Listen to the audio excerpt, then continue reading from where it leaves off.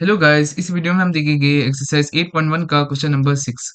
इस क्वेश्चन में हमें दिया गया which of the following pairs represent the same rational number. इस क्वेश्चन के अंदर हमें 7 पार्ट्स दिए गए। हर पार्ट के अंदर हमें रैशनल नंबर का एक पेयर दिया गया है। हमें बताना है कि क्या वो rational number same rational number को रिप्रेजेंट कर रहे हैं, यानी उन रैशनल नंबर के लोएस्ट फॉर्म में वैल्यू सेम है या नहीं, हमें फाइंड आउट करना है। तो चलिए फर्स्ट पार्ट देखते हैं। फर्स्ट पार्ट में हमें दो रैशनल नंबर दिए गए, -7/21 और 3/9। तो -7/21 को लोएस्ट फॉर्म में कन्वर्ट करेंगे। यहाँ पर 7 हो जाएगा और 7 हो जाएगा 21। तो इसकी लोएस्ट फॉर्म में वैल्यू आ जाएगी -1/3। 3/9 को भी कन्वर्ट कर देंगे लोएस्ट फॉर्म में। यहाँ पर 3 हो जाएगा और 3 9। तो 3/9 का लोएस्ट फॉर्म आ चुका है हमारे पास 1/3। यहाँ पर हमें क्लियरली दिख रहा है कि लोएस्ट फॉर्म में -7/21 और 3/9 की वैल्यू सेम नहीं है। तो इसका मतलब ये दो rational number same rational numbers को रिप्रेजेंट नहीं कर रहे। तो चलिए नेक्स्ट पार्ट देखते हैं। नेक्स्ट पार्ट में हमें दो रैशनल नंबर्स दिए गए, -16/20 और 20/-25। चलिए इन दो रैशनल नंबर्स को भी लोएस्ट फॉर्म में कन्वर्ट करते हैं। यहाँ पर आ जाएगा -16/20। यहाँ पर 4 4 16 हो जाएगा और 4 5 20 हो जाएगा। तो हमें रैशनल नंबर मिल जाएगा -4/5। उसी तरीके से यहाँ पर 20/-25 को भी लोएस्ट फॉर्म में कन्वर्ट करेंगे।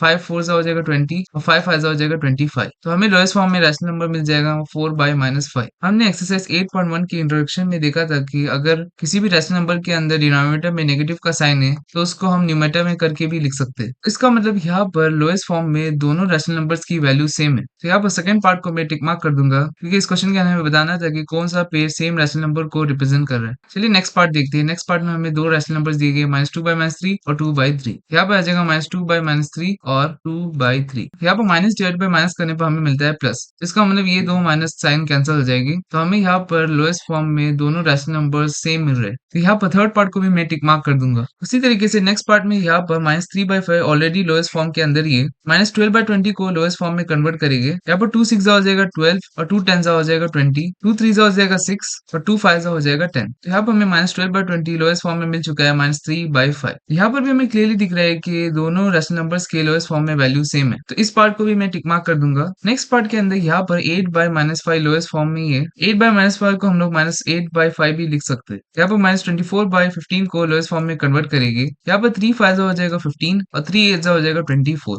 तो -24/15 लोएस्ट फॉर्म में आ जाएगा -8/5। तो यहाँ पर भी हमें क्लियरली दिख रहा है कि लोएस्ट फॉर्म में दोनों रैशनल नंबर्स की वैल्यू सेम है। तो इस पार्ट को भी हम लोग टिक मार्क कर देंगे। नेक्स्ट पार्ट के अंदर यहाँ पर 1/3 और -1/9 दोनों ऑलरेडी लोएस्ट फॉर्म में ही है और हमें क्लियरली दिख रहा है कि ये दोनों रैशनल नंबर्स इक्वल नहीं है। तो इसका मतलब 6 पार्ट में हमें जो रैशनल नंबर का पेयर दिया गया है उस पेयर के अंदर दोनों rational number same rational number को रिप्रेजेंट नहीं कर रहे। तो चलिए लास्ट पार्ट देख लेते हैं। लास्ट पार्ट में हमें दो रैशनल नंबर्स दिए गए, -5/9 और 5/-9। -5/9 को हम लोग एज इट इज लिख देंगे। हमने ऊपर देखा था कि अगर डिनोमिनेटर में नेगेटिव का साइन है तो उसे हम न्यूमरेटर में भी लिख सकते हैं। तो यहाँ पर भी ये दो रैशनल नंबर सेम है। तो इस पार्ट को भी मैं टिक मार्क कर दूंगा। तो हमारा क्वेश्चन नंबर 6 कंप्लीट हो चुका है।